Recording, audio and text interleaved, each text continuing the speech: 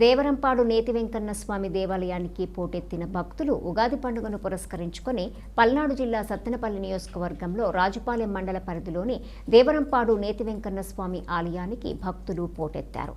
మంగళవారం ఉదయం నుండే భక్తులు స్వామివారిని దర్శించుకున్నారు. మధ్యాహ్నం 12 గంటల సమయంలో భాగంగా ఎండ ఎక్కువగా ఉన్నప్పటికీ భక్తుల రద్దీ మాత్రం తగ్గలేదు. స్వామివారికి భక్తులు వెన్నపాలు, పెరుగు, తమ పంట పొలాల్లో పండిన ప్రతి పంటను కూడా స్వామివారికి సమర్పించుకున్నారు. నేతి వెంకన్న స్వామి ప్రతి సంవత్సరం కూడా తమ పంట పొలాల్లో పండిన పంటను స్వామివారికి ఇవ్వటం ఆనవాయితీగా వస్తుంది. భక్తుల కోసం దేవాదాయ శాఖ ఆధ్వర్యంలో చలువ పందిళ్లు, మంచినీళ్లు మంచిగా ఏర్పాటు చేశారు. పెద్ద ఎత్తున ప్రజలు, చిన్నారులు, మహిళలు తిరునాళ్లలో పాల్గొని స్వామివారిని దర్శించుకొని వారి మొక్కులు చెల్లించుకున్నారు. లడ్డు ప్రసాదం అమ్ముతున్నారు. కావాల్సిన వారు లడ్డు ప్రసాదం తీసుకొని వెళ్ళవలసిందిగా కోరుచున్నాము.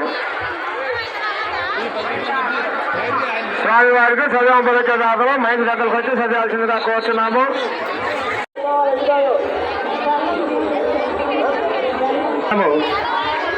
కానుకలు, మొక్కబడులు, ముడుపులు స్వామివారి ఉండిలో మాత్రం ఇవ్వలను.